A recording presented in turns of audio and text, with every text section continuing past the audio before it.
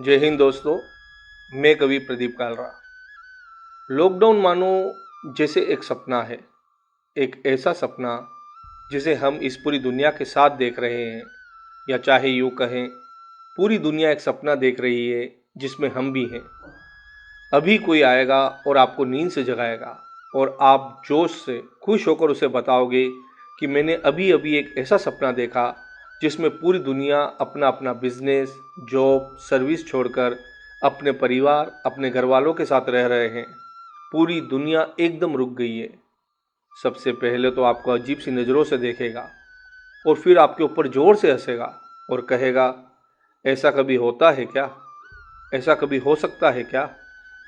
वो आपके सपने पर शक करेगा, लेकिन आप जानते हो ये सपना अब हकीकत बन चुका है। वो आपको नींद से जगाने वाला शख्स आपके इसी सपने का भागीदार भी है। सुबह जहां आपकी नींद गाड़ियों के हॉर्न और मशीनों की आवाज़ से खुलती थी, वो ही नींद अब उन पक्षियों की आवाज़ से खुलती है जिसे कभी आप बचपन में सुनते थे। जिन सड़कों पर कभी भीड़ भाड़, शोरगुल और धुआं धुआं होता था, आज वही सड़कें एकदम साफ सुथरी और शांत है, जिसे देखकर आपको विश्वास ही नहीं होता कि इन्हीं सड़कों से तुम रोज गुजरते थे। पड़ोस में कौन रहता है, वो क्या काम करते हैं, कुछ भी पता नहीं था। आज एक दूसरे के परिवार की खैर खैरियत पूछते हैं, सुरक्षित रहने की नसीहतें देते हैं। जिन बच्चों को केवल सोते हुए ही बड़े होते देखा था, अब उनके साथ बातें खत्म ही नहीं होती। लूडो, सांप सीढ़ी, कैरम, ताश, क्रिकेट, फुटबॉल और न जाने क्या क्या गेम खेल लिए बच्चों के साथ इन दिनों। माँ बाप शिकायतें करते थक गए थे कि तू साथ नहीं बैठता, बातें नहीं करता। अब तो उनके लिए वक्त ही वक्त है। एक अरसा गुजर गया था अपने घर की छत पर गए हुए। अब शाम होते ही छत अपने पास बुलाती है। जिन चेहरों को बरसों से नहीं देखा था, सांझ होते ही वो अपने अपने घरों की छतों पर नजर आ जाते हैं। छत से वो पूरे शहर का नज़ारा। क्या वाकई इतना फैल गया है शहर मेरा? क्या सच में इतना खूबसूरत है शहर मेरा? जब भी आसमान की तरफ देखता हूँ, वो ध्रुव तारा पहले से और उजला साफ नजर आता है। शायद हमारे और उस आसमानी तारे के बीच जो जहरीले धुएं की परत थी, वो हट गई है।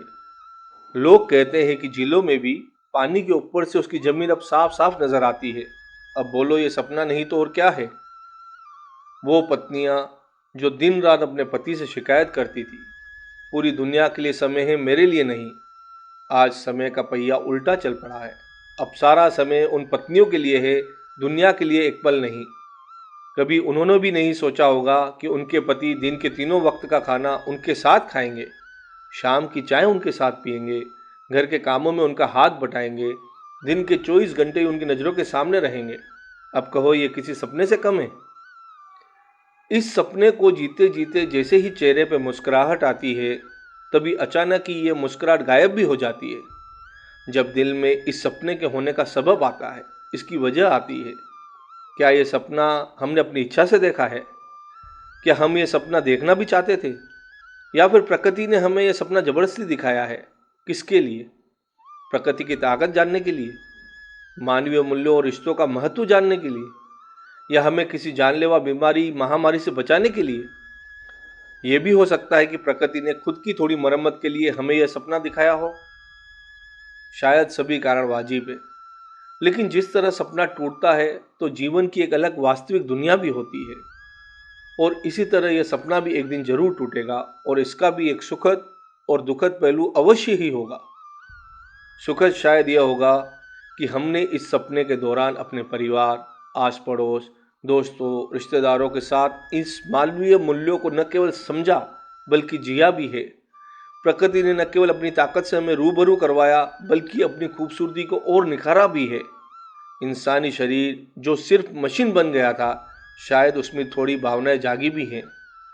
और दुखद शायद यह होगा कि इस सपने के टूटते ही बाहर एक निर्मम, बेरहम दुनिया है, जहां स्वार्थी इंसान सिर्फ पैसों की भाषा बोलता और समझता है, और उस दुनिया में जीने के लिए उसी दुनिया के जैसा बनना ही पड़ता है। इस सपने ने हमें बहुत कुछ सिखाया है। आशा है इस सपने के टूटने के बाद भी इसकी कुछ यादों को हमेशा के लिए संजो कर रखें, उससे फिर से जीने की कोशिश करें और प्रकृति का आदर करें। जय हिंद। मैं हूं आपका दोस्त कवि प्रदीप कालरा।